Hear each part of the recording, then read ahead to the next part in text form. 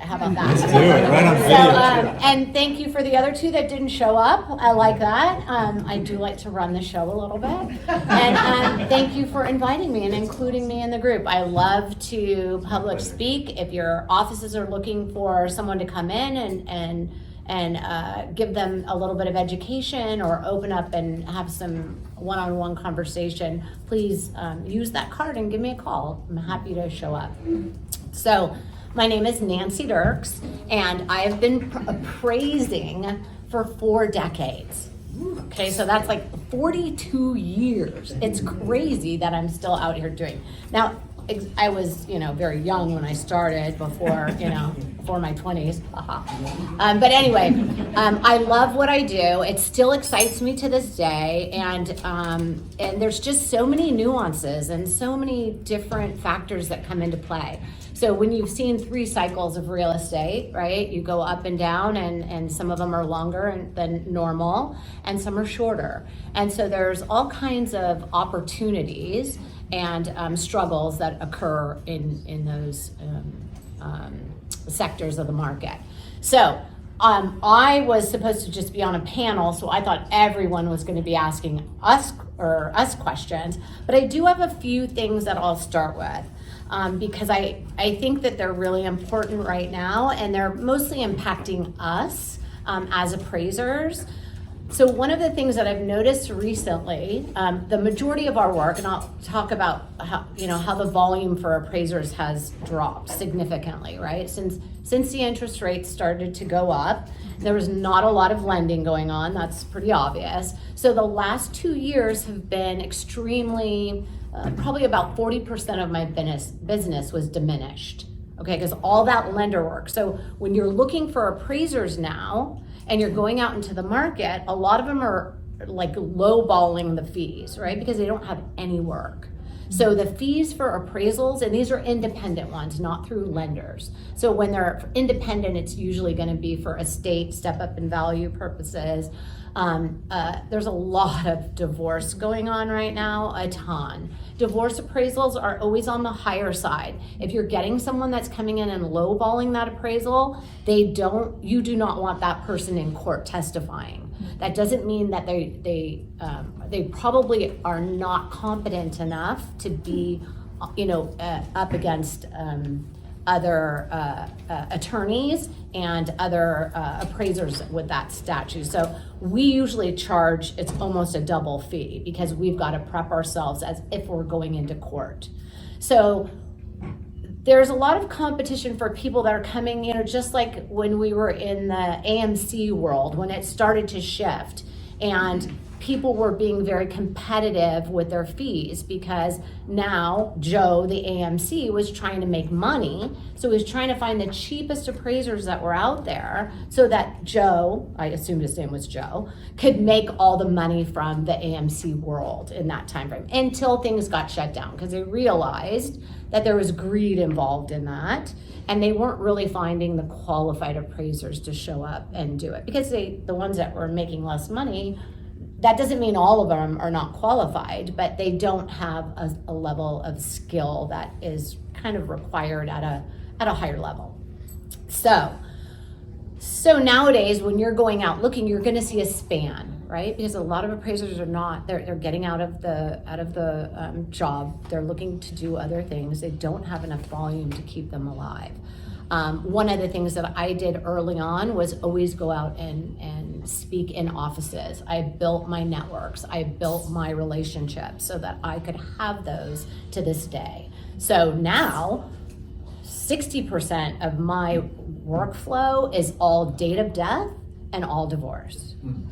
And it's all referrals from realtors. I saw, as I was looking at the list this morning, I had worked for someone, I did 2 jobs in San Bruno this morning for someone that was gonna be here. Yesterday I did 8. I usually will only go out 2 days in a row. It just makes it more efficient for me. And all of those, 8 of them are properties that are gonna be coming on the market because it's date of death. So anyway, so that's kind of where the appraisers are going and what's happening with that. I am actually looking for someone who wants to learn the business and maybe become an appraiser. It will be, in my opinion, we will be wiped out by AI. I don't know when that will happen, but I'm prepared for it. 7 years ago, I started with a startup company in the AI world to refine the Zillows of the world, right? And make it more accurate, because Zillow is an algorithm, and then not looking at how big that lot is, if that property has a view, if the square footage is larger, it's not taking that in. It'll condense it all and spit out a number. And of course your buyers are always like, Zillow says this. What do you mean? So anyway, I did start with a company because we wanted to refine how that algorithm would work, and it just didn't pan out. But it is coming in our future. I do feel like I will be okay, but I think that's what everybody says anyway, because I'm an expert at this point, and in the courts, I am there all the time testifying. So that's not something you can really depend on AI. So from what I'm finding from the estate arena right now is that the IRS is kind of contesting some of those appraisals. So every time I go out to one and there's a lockbox on it, because I know the realtor is going to leave the lockbox, I can just go whenever I want to, but there's always improvements. So I'll look online to see what was done by permits, and if there aren't any done by permits, but I know that they just did something like the counters or the kitchen, whatever, I'll ask them, when was that done, and get the date from them, and I'll put it in the email. We just had one that the owner was, the IRS came after her for a roof. And we knew that the roof was not new, it was done before, not after. And they contested it with her. So we're starting to see that. Like, they want their money. They know how the game is. So just be really careful with that, because most appraisers might not ask or might not find out those details. And it's pretty obvious. I mean, and paint and flooring is not really going to make that big of a difference in the, I know you can't tell your sellers that, but it's not going to make that difference on the bottom line. But when you're doing the kitchens and the bathrooms, it will. So just something to pay attention to. I've noticed that a lot lately, which was never a problem before. So let's see what, I'll go on to my list that I wrote the other morning. In case there was a lull in the day and I needed to. Okay, so these are, let's see.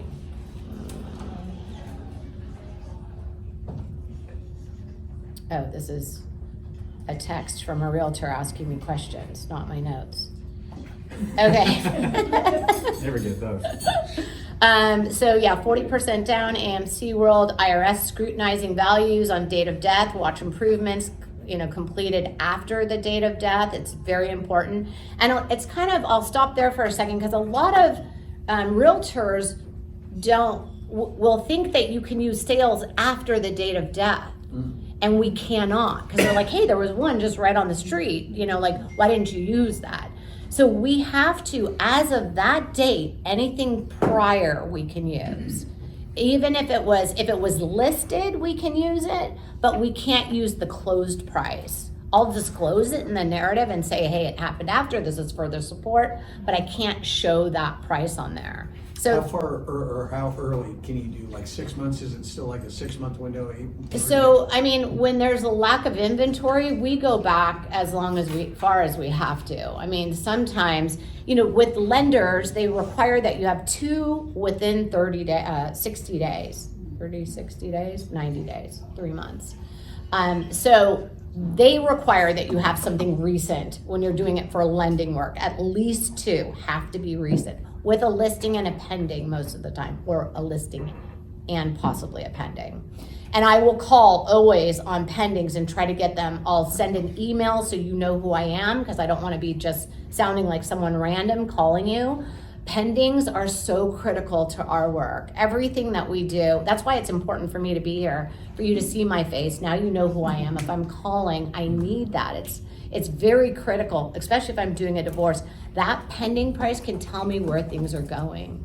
Are they going up? Are they going down, right? And it's funny because sometimes I'll even call the branch managers in the offices because they're like, hey, your realtor wouldn't release that. Can you figure it out? Because it's like, come on, we need each other, to help each other on all of this stuff. And if we don't have a network of help, it makes it very difficult. I know they won't release that information to us often. Yeah. I would imagine that they would to you. Well, most of them do. Most of them will, and most of them are very quick, but some of them don't even respond. And then I have to call again, and then I don't want to harass anybody, so then I just don't use it. And I'll figure out who the other agent is because, I do my little magic. But it's also, that's time consuming. I don't have that kind of time. I got to get this one done so I can go to the next one. So I have my little process, and I think that's why it's, having a face connected to it is extremely helpful. And then when I call, go, hey, you were at that place. You got to call me back now. Please. I got everybody's names for you. Yeah, there you go. He's going to send me the list.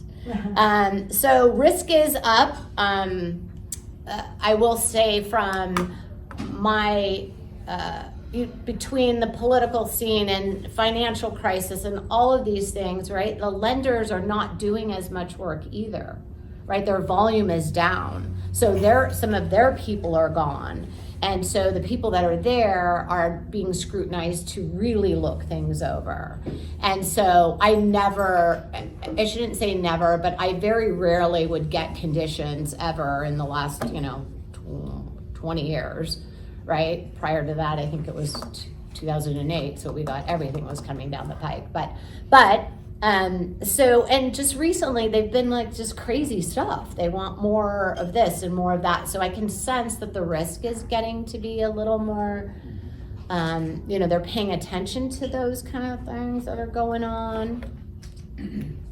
And then let's see. When you say risk, Nancy, too, is there risk in do you guys, I don't know, look at like the panel, if there's like a knob and tube versus an updated electric panel? You guys don't really, I know you have to make sure the heater works and things work, but. So that's only on FHA. So we don't have to check anything. Okay. So, or make sure you have a heater. yeah, so, the only thing most of the lenders still require to this day is a CO detector and a double strapped water heater. And I've had to have people go out, okay, go now while I'm doing this, to Ace Hardware, plug the thing in, and just put it in the wall and take a picture. And so other than that, FHA is the one who requires that you have, they turn on the gas burners and you take a picture of it But no new requirements for anything other than the standard compliance stuff? No, they're just looking at things, especially, we've been, and I'll talk a little, it's probably a good segue right now, just about the market and what I see in it. It's very, as we know, seasonal, right? So we're moving into the lower, into the holidays now after the political scene. So there's, not that was a scene, I'm not saying it was a scene. And so what happens is as it goes in up into January and February, right, we see a slowdown constantly, right? Well, and then we ramp up in March is always the key thing. Everybody gets ready, and then it's a good little run, and then it starts to come down. And that's when I do, it's called a 1004 MC, and it is market conditions. It's on every appraisal. I actually find this tool fascinating, but I'm a numbers girl. And so what it is it shows you what happened 6 months ago. And then there's a 3-month section, and then there's another 3-month section. So what it does is it's a form that we fill in, and we tell you, it shows what the median price point is. So we have the current 3 months, the prior 3 months, and then 6 months. And that is what the lender gets. So the lender is looking to see where those median prices went, where are the days on market, where's the supply, what are the target things then they're looking at them now because they have more time. They don't have that many deals. And so they're questioning things. So that's why when you see if there's ever an appraiser that marks decline, it's because it has clearly shown in that 6 month, 3 month, and 3 month that it declined. Now, if you're skilled, you'll go back in and you'll go and just kind of change the criterias. If you know that the 1 bedroom sales or 2 bedrooms are really low and yours are 3 and 4, you can change some of that data and kind of skew it to your square footage points and try to make it a little bit better. I will always try to work it. If it's declining and there's nothing I can do about it, it's declining. And what are you gonna do? They're also seeing short sales and Short sales? foreclosures. Yes. Yeah. So it's bizarre, right? Like, Right. and it's been probably 6 months. When you're looking at things and you're pulling it and you're like, holy shit, no way. Where's that at? And how did that happen? Right? But we're starting to see that. They're starting to see that, right? So it's just kind of something to pay attention to and something to watch. That's really surprising to hear. Right? I think there was one in Atherton too. I know, I was like, whoa, what happened to them? Do you think, are you seeing that just because like the arms were like expiring out and then people just aren't going and getting refied or they can't afford to get refied? You know what, it'd be really fascinating to know, you know, what the reasons are. You know, it's just like when I go into that, you know. They'd have to be short-term, really short arms, like 3-year arms, Right. right? Because you're, was it 3, The 4 years rates. now, right? Yeah. Most of us don't even do 3 years anymore, and most people haven't sold 5-year arms in a long. What about assuming loans? Is that a thing anymore? No, not, I mean, there are some that allow assumptions, like adjustable rate mortgages will allow you to assume the loan in the adjustable rate period. But that's pretty much when everyone's fearful of it, so that nobody does it. Most jumbo fixed, no, they don't want it. I don't. Because think I could they- see that being a big thing when people want to get out, is assuming the loan. So we got to work on that product. There's a lot of due on sale clauses for lenders, right? So as It's- soon as they see that, they. Yeah, they don't want it. Is that their problem? So what they used to call that, is it a land sale when you're buying from the seller and you're just paying the seller the mortgage payment? All-inclusive deed of trust. All-inclusive deed of trust. Yeah, so this just says market is overall stable, down from that's how I speak. Down from the peak mid-year. But in balance with the first quarter of the year, right? Which I just kind of which is is normal and seasonal. See, I don't even need notes, I just say it.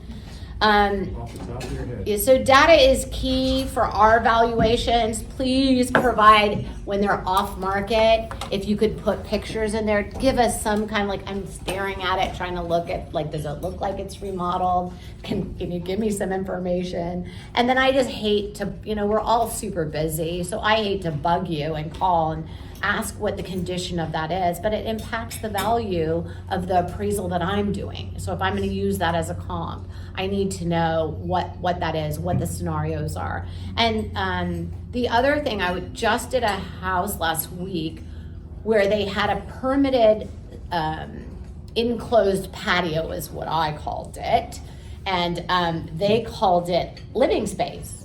And flat roof, right? So it's definitely an enclosed patio, but it was permitted. So the thought around that was it was livable space. So it was added to the MLS listing square footage.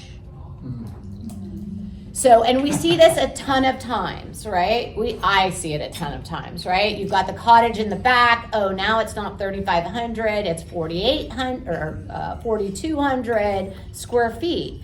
But there's no narrative around that cottage is 800.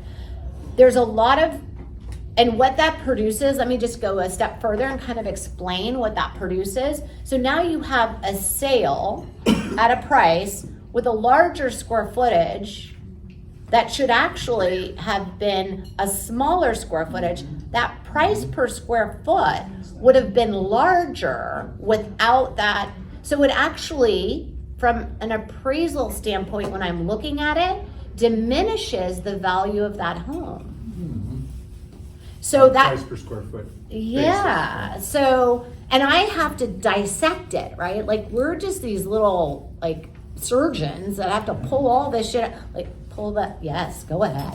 Well, no, and I wanted to add to that, cause doing sales in Farm Hill and like McGarty, where you've got the unfinished basements, the Oddstat built unfinished basements, and they're below grade level, and the sellers are like, oh no, this is living room space, or it's bedroom space, and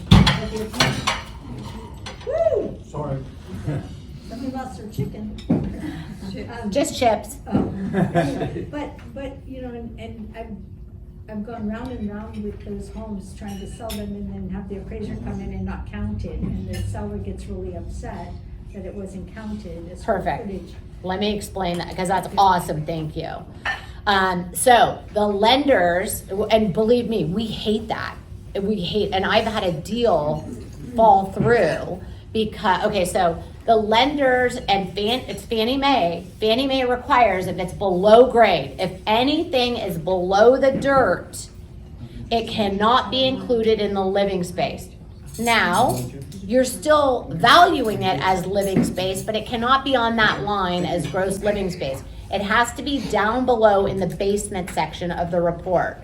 So it's still there and it's still valued the same as long as it is the same. All right, now we've seen rooms that are like, wait, this ceiling is like 6.5 feet. This is not to code, right? And where's the heat? Oh, there's no heat? Okay, well, hello, right? But they're gonna always push it, right? And so if it's below grade, it has to be displayed. Will not accept the appraisal like that. We don't want it like that. Do you know what a mess that is? Half the time we have to guess what the square footage of that basement is because it's not disclosed anywhere. So when we've got our realtors who display everything and tell us that this basement, I have to call. Can you guess at how big that is? Do you know how big that is? I can see, like I'll call the assessor's office and then I'll get a footprint of what that was originally, and then they'll go, oh, it goes to this part, and like, that's crazy. So the data that you're adding to that basement, the square footage, if you have someone that's coming out and doing those great, I actually love those. A lot of times they're larger than normal when you have somebody that comes out and does a sketch for you, but at least it's broken down. At least I know how big the cottage is. At least I know how big the finished basement is. And so you had a question back there. I just don't know the answer to this, but maybe it's obvious. How does an appraiser value school district, or how does that play into an appraisal? So I don't value the school districts. I just try to keep all the houses in the same school district. Now, if I go out of the school district, see, our role is to identify value. Right. So when I'm like in Cupertino, like I'm in certain areas and I'm like, oh shit, that definitely is not in our school district. You can visually see it. So we have a sense, to me, it's a sixth sense, right? Because you can, when you put them all there, you know something's wrong. You know something's wrong with one of them that's either way too high or way too low. Right. So then I try to figure out why and what that is. And sometimes it's the school district, sometimes it's something else, right? And sometimes it's just the freaking market, right? It's the time. There was nothing else on the market and that one sold for the highest ever on the face of the earth. So as realtors, I'm kind of going back maybe to like day of death, actually no, it would be any appraisal. So what if you're showing the properties that have closed, okay, so they've sold, and now on MLS, agents can get rid of pictures, so the only picture that's left is the front picture. I of the know. Property, right, so you don't have any of that, so. Shoot me now. Exactly, so you have no data, so would it be helpful, obviously, or should we be sort of writing out notes like, okay, knowing that you won't see any pictures like this property, hey, we did it, and like yes, model excellent. here, And that is sometimes in the body of it, right? It'll say kitchen is remodeled, like thank God. But then it's like, is it really remodeled? What does remodeled mean to you? And then because I know all the realtors, I'm like, oh, I know what they're trying to say. So it's kind of, that's a crapshoot sometimes too. It's remodeled because they put on a new counter and they put in stainless steel appliances. Can we come up with a new appliance color? Like we gotta shift things around. I'm so tired of some of this stuff. About blackness coming down. Yeah. Nancy, how do you appraise ADUs? So I was running comps for our property in Hillsborough last week, and they added an ADU 2 years ago. It was not reflected in county records yet. So that means it probably wasn't an ADU. So first, It was permitted, and the seller sent me the permits, it just, I guess. so it just- first, really important, is it an ADU or is it a cottage? Like, I see everybody calling everything an ADU now. So that is a legal terminology for something that is an ADU. And there's a junior ADU. So The difference. it's just the legality of it. It was legally an ADU. So then you're calling it an ADU and it's not. So if it was a guest house or a cottage or whatever So let's say it is an ADU. Yeah. If it is an ADU, how do you run comps on an ADU? So- Let's say we do have permits and it. Yeah. I mean, even if they don't have permits, it's still valued. You still get value for it. Just be really careful. What I'm trying to say, just be really careful what you call it. Okay. If I do have everything, how do you comp that? Right, I so- have a hard time with that. So this is appraisal 101. So what I say is, like, everybody's like, how did you come up with that number? Like, I'm just really skilled at reading the market. So I will put my comps on and I'll put comps that have ADUs, and the market will tell me what they're willing to pay for that ADU. So the market is the one. No, I don't make these things up, and I don't have a list in my back pocket that I throw down on things. It is the market that tells you what it's worth. So as a listing agent, if I'm gonna put this property on the market with an ADU, how do I value that? You call an appraiser. Just kidding. Job So, security. I mean, it is a really good, I've had things that are very unique. Like I had in Emerald Hills, it was like 2 houses on 1 lot, and that was a stumper, right? So, but I went out and you find 2 houses that existed at some point if I have to make a time adjustment.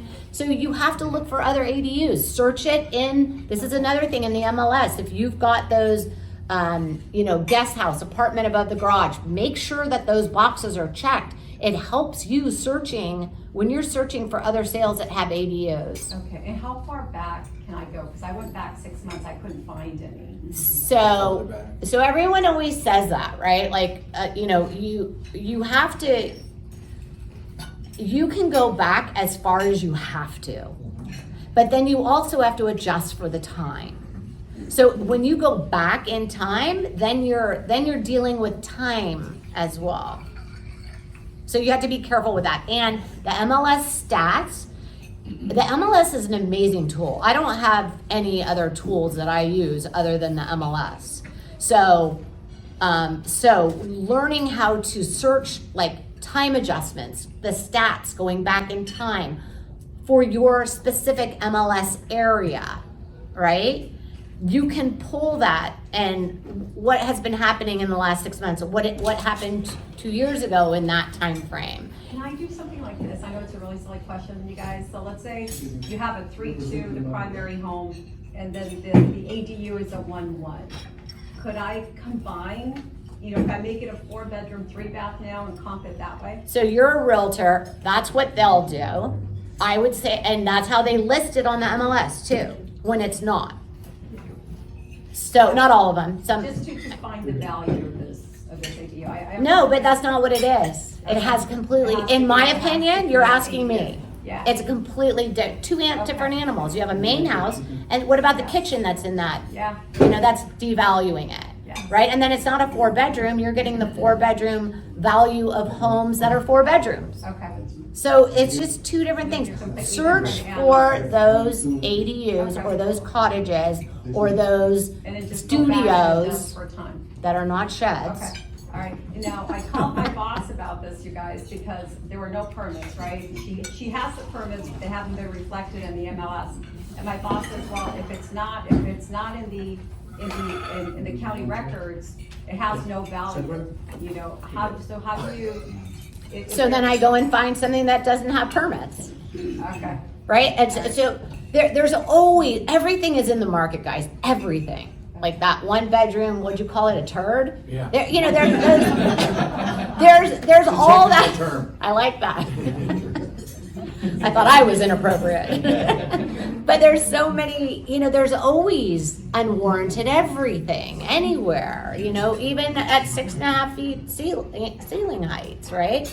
And if you get a realtor and they have the time, they'll explain that to you, that this thing is, oh yeah, but we got more money because, the kids can play there or whatever. Go ahead. I'm not trying to plug this, but I am kind of plugging, but this house that I have on Jefferson is really strange.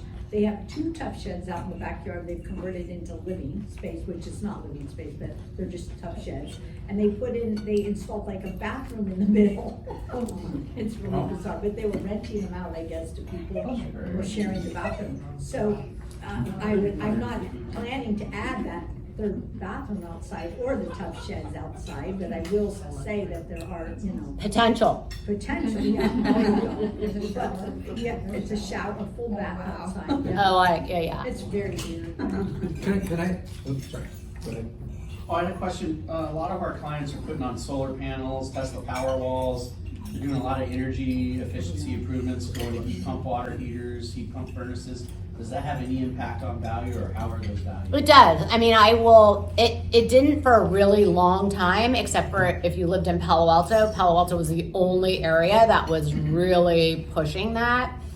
And you'd see one here or there and along the peninsula, but now it's getting to be a bigger thing. So it just depends on how many kilowatts they have and how big the house is, and the price, and they have to be owned. So if you say solar in the MLS, you've got to say whether it's leased or owned. We cannot value it if it's not owned. And so that's another call that I'll have to make if it's not really clarified. So yeah, I mean, and my prices will range, Sure. depending on what I see with the comps that I have. And I always have to have a comp with solar. One more question before you. Yeah, so how do you comp like single family with HOA? Like, can you use it with other? Well, you're always going to have a comp within that complex, hopefully, right? You're always. Let's say a few, right? And they haven't been meeting for 4 years. Like, I'm just wondering, like, how do you? So where is it? What development are you Let's talking say about? Belmont. It's what? Belmont. Let's say Belmont. So which one? Which complex? Okay. She's talking to the appraiser here. Yeah. Like Bayview. Okay, I don't know which one that one is. All right, so does it just have dues because they share the common area, or is there a pool and are there other amenities? Well, I mean, this is not very specific. It's just to a this general one. question. That's what okay. Yeah. So yeah, if there's none that have sold in, Yeah. right, I'll go, like the other day, I did go back in time even farther. So just to see what it was. Okay.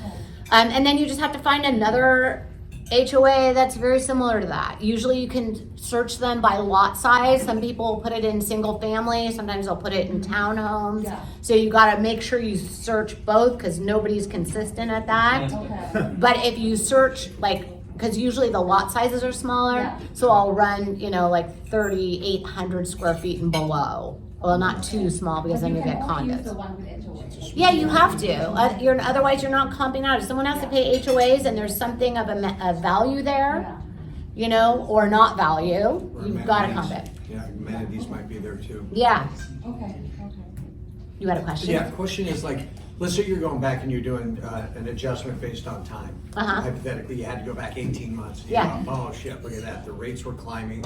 How many Yeah. other vectors do you factor in? Like, for example, we had an interest rate climb, fourth quarter of last year. Also, the market kind of went, and then, and also going forward, when you see shortages of inventory, because Yeah. what I'm anticipating the year ahead is Yeah. you guys are gonna be trying to adjust, like, yeah, it sold 20 minutes ago, so add another 5%, those types of things. So, the thing with that is it's very tricky, right? So I can see that there needs to be a time adjustment, but am I really gonna go and figure out exactly what was that tied to? I don't really have to. Usually I can tell whether it's, somebody speaking or someone doing this, or, there's always something that shifts, Elon Musk right now, he says something and everything's changing. Yeah. So anyway, did I just say that? So anyway, there's But that's exactly, you can see that there's a time adjustment, and whether it's going up or going down, right? It's very clear. And even in the 1004 MCs, when we see the segments of the market, I can see that this was higher, and I can tell where it's supposed to be. And then I abstract that out, that percentage of that time adjustment, and then apply it to that date. So, and when you're talking about, hey, it's gonna start appreciating and things are gonna go here, how do you do that, right? So my job is I manage risk, right, for the banks. So unless I have data that says that can be supported, and believe me, I can crunch the numbers and be as creative as possible, but if it's not there, it's not there. So that's why the pendings are key. If I can show that there's this inventory is down, everything here, days on market has shifted, and then we're starting to see this acceleration, that's where I pull it from. But I still have to have one sale over here, or I have to have something. They can't all be here and then we've got this. That's when you have to have those people with the cash to make sure, because the momentum hasn't caught up. And there's always a little bit of time, but it takes 30 days for things to close. So usually it hasn't been that bad. There's been a couple of times like the .com. Yeah, I still have nightmares over that. That was crazy. Are you seeing problems with, how we have a lot of listings in MLS now that are not, we don't have to put days on market because if it's not advertised to the public? Yes. Are you seeing problems with that now happening? With them not putting the days on market, well, usually so what is that? That's the private, the members only. I don't see any problems with that. I mean, if I can use it, I just prefer to see that, any of those numbers. There's not enough of those, if you ask me, to skew the market and not put anything. Yeah. Can I ask you a square footage granular? I'm sorry. Yeah, go ahead. On a more granular, let's say for example, like I've got a listing right now, garage was converted in 1952. Right. All right, 1952, you go to the city and they're like, we don't even have the archives anymore for the any city's permits. pretty bad with that. And now, okay, so, how do we, because again, I can quantify and say, okay, it's not really the same square footage because it's done well, but okay, even if I back off and say 1,800 square feet of the house, I'm gonna give full value, that one aspect, I'm probably gonna pull off 20%, 25% off the value. So I just did one in the city yesterday, same thing. They converted the garage, they had 6 kids, right? And I'm like, yeah, but it's still a garage doors right here. And it doesn't, is there any heat in here? They didn't have any heat. They didn't, so I'm gonna call that a garage, but they had other finished space here that was not legal, but I'm gonna give value to it because there's a bathroom there, not legal, you have to step up, but it's at least it's ceiling height. They had heat in there, it was livable space. So I'm just gonna find, especially in the city, that's all you do is find something similar, right? So, but yeah, I wouldn't include it in the living space. I would show it as extra space. Okay, you were next. Yeah, just going back when you, looking back in time for there's not enough comps and you have to go back in time. You said you calculate a percentage. How do you calculate your percentage for adjusting the time? Yeah, so what you're gonna do is I'll usually search by area, the MLS area for your specific sale that it's in. And then you're gonna look at the time difference, right? So you can run a stats graph to see what the median prices are doing. And you can do that by monthly, you can do it the data is incredible. And the MLS, maybe I should work for the MLS. Maybe I should call them up. Because they need to have teachers come out and show you guys how to do that stuff if you're not doing it. And so you actually abstract it out from I use the median price point, but you also have 3 price points it'll give you. It'll give you the low, the median, and the high. So if you're in that high area, then I'll use that number. And also whatever you're searching, when you're doing your search for your MLS, if you have a 3 and a 2 and it's between 1,000 and 1,500 square feet that you'd be using your comps, search it that way. Then you're gonna have a median for that month, the next month, and then you can kind of look to see what the variance is. And then it's a division, you just, divide up, oh, wow, that's down 7%. Oh my God, that's 16%. And then it's, to me, I call it the magic, because when you're on a grid, in an appraisal, we have a grid. So everything is added or subtracted. And when you have this one that's low and it's an older sale, and you put in the time adjustment that you've calculated from the data, and then all of the final numbers at the bottom kind of align, you know that you're doing your job. It's like such a great satisfaction. And if it doesn't fit, I delete it because I don't feel good. But I mean, because that's the anomaly, that's the outlier, that's the thing that doesn't work. And I've called to try and figure it out, but no one is getting back to me. Yeah. How do you handle like the agent fee now? Does it impact how you do appraisal? It has not affected anything to date. Okay. So, you don't have to validate it when you. well, we, Do you see that part of the contract? I do see I see the contract. If it's a purchase, I see the contract. So it has not, because that's kind of like a newer thing, and there's not, like, how many sales do I do? Right? I don't do a ton of sales. I've got two this week. Today's Thursday. Two this week, right? There's not a lot of sales from my perspective, right? Okay. So to give how does an appraiser look at this is a fourplex, okay, that's been purchased, and it got multiple offers within being on the market for 2 weeks, but there's 2 other fourplexes down the road that have been sitting there for almost a year, like, so, are those comps, it's like, I'm gonna be like, hey, this is, like, do you even show those, like, or do I just not even, I mean, the appraiser's gonna probably be able to know that, like, okay. No shit. Right? She's sitting there. So, like, how do you? You don't have to show us. We'll Right. find it. Exactly. So you guys Sorry. are like, so you're gonna see like, okay, why are these guys sitting there for a year? I mean, I know I've talked to the agents, right? But it's like, you guys don't. But see, this is why the communication is really good. Well, what city are we talking? It's in Davis, California. Oh, okay. I can't tell you anything about that.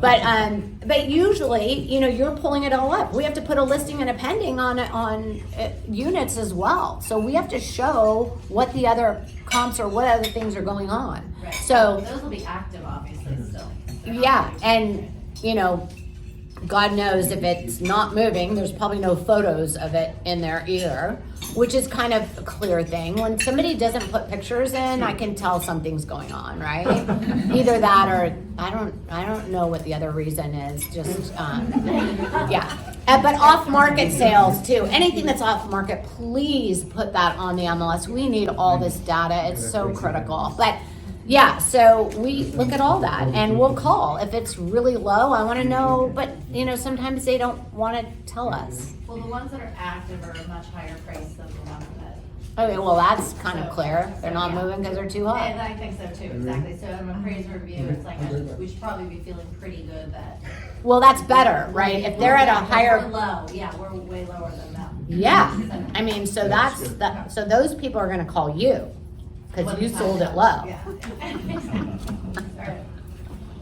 On square footage, question on square footage, for example, like I got a listing on 40th here in San Mateo. Uh-huh. Same thing, elevated rancher, cascading down the hill. Right.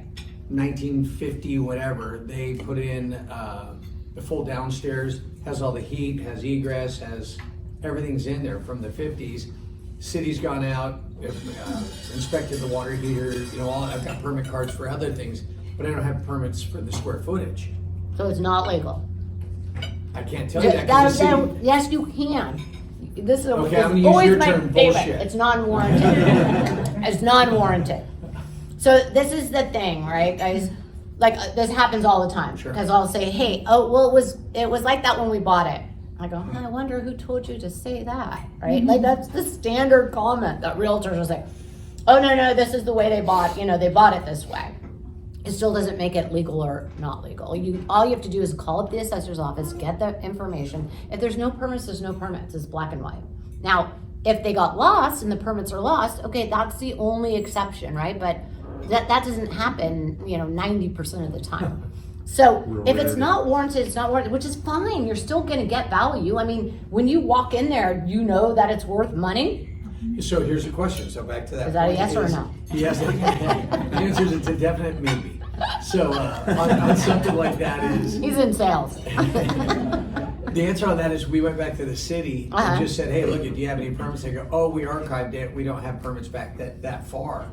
And so that's where I run into a problem, because I'm going, okay, because now if I'm counting that, now I'm a 4-bedroom. If I don't count it, then I'm really a 2-bedroom. So now I'm taking into a different value league. And I'm, like I said, the conversation today is just, Yeah. I want to milk that cow for every drop. Can it's you got look in at it. the archives?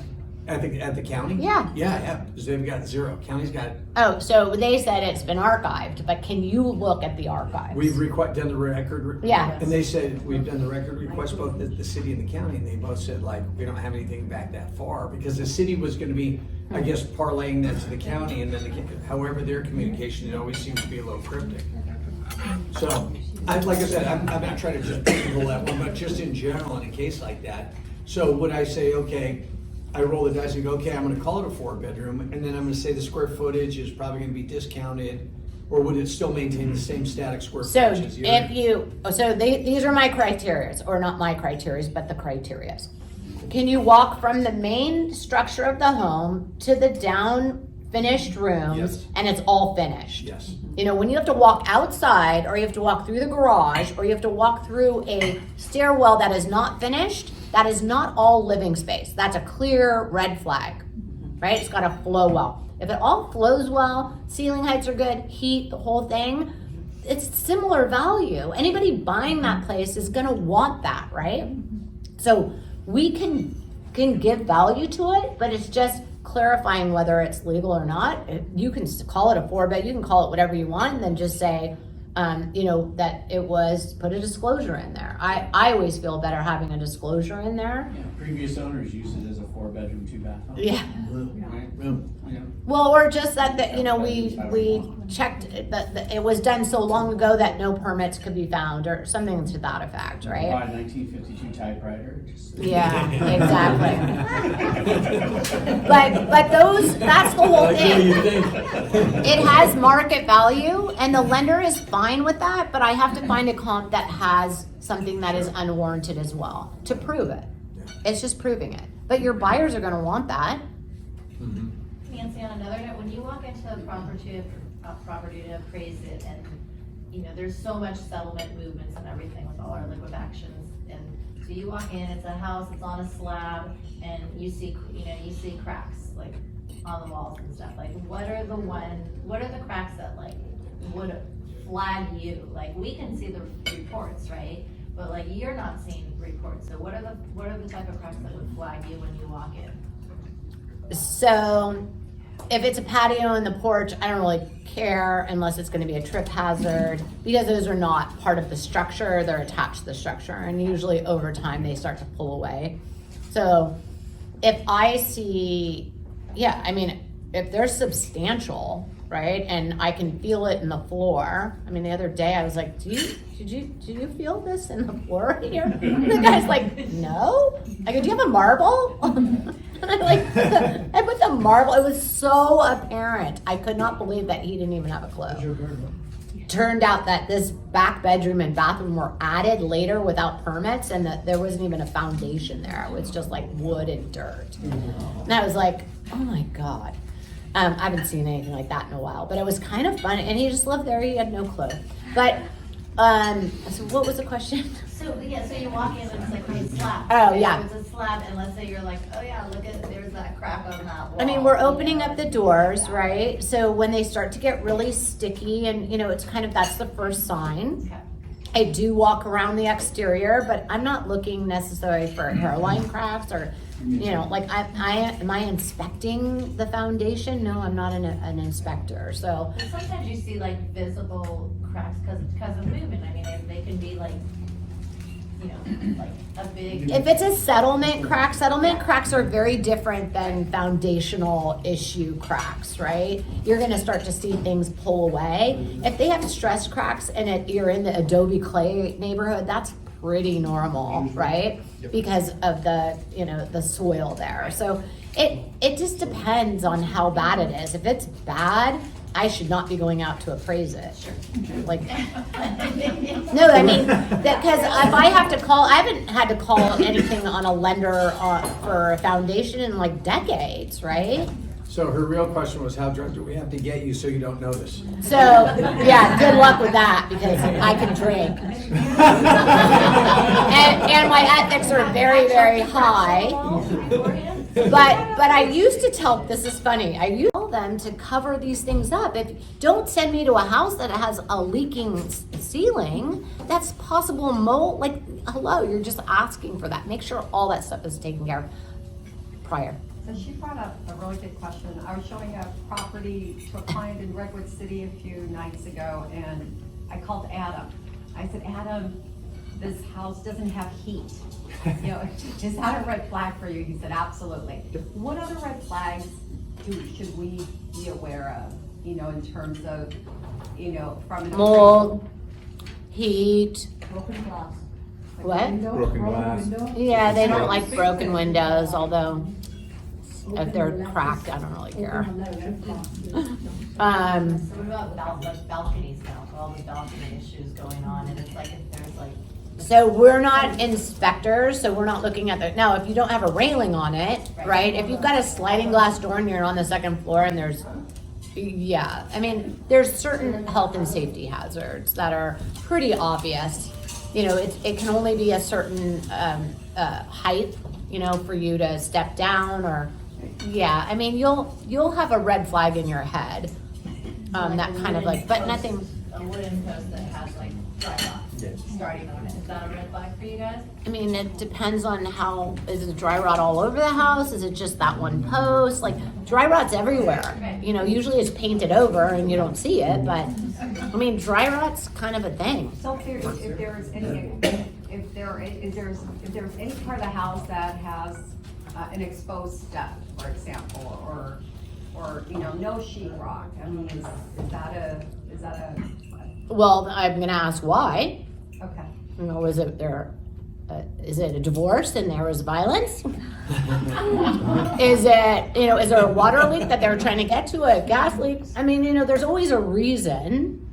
So, but before the appraiser comes out, you guys should know what's going on with that property and make sure that those things are not an issue. Because it's gonna be a bigger issue. So try to resolve them ahead of time. But as a buyer's agent, you can't really go in there and start fixing things up for an appraiser. No, but do you want your buyer to have that property?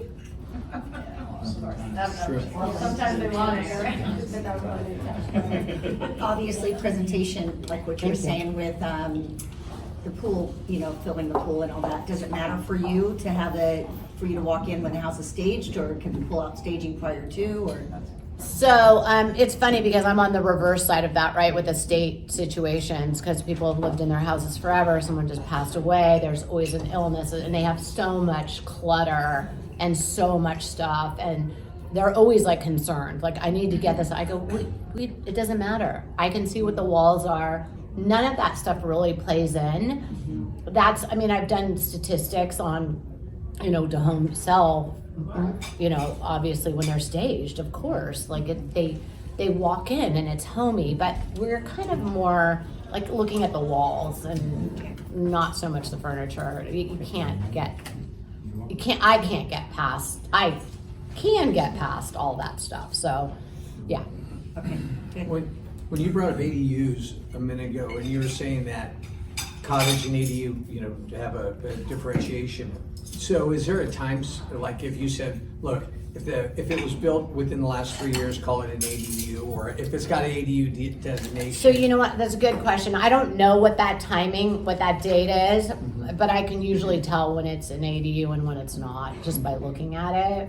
There's just but yeah, there's definitely a date of when they became legal, but we can ask ChatGPT. I bet you it would know. I use that all the time. So how do you feel about realtors bringing their own comps to the appraisal? So that is, we've been taught in the appraisal world that is coercion, right? So a lot of appraisers will be like, oh, sorry, I can't accept that. I think that's rude. Like, if you're gonna take the time to print something and hand it to me, I'm definitely gonna take it. There have been times when there was something on there that was different than what I was looking at.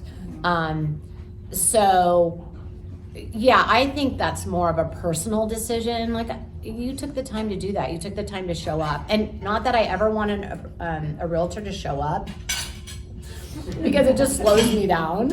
I mean, as sad as that sounds, right? Like, cause that's building our relationships. You know, it's and half the time they're newbies because they want to just know what an appraiser does and they want to have a connection. So I value that at the time, but I zip through these things really quickly. And so anyway, I'd love to see all your faces. Just at this, not at the inspection. Okay? This has been awesome. What do you guys think? Amazing. Thank you. Yeah. So good. Thank you. Thank you.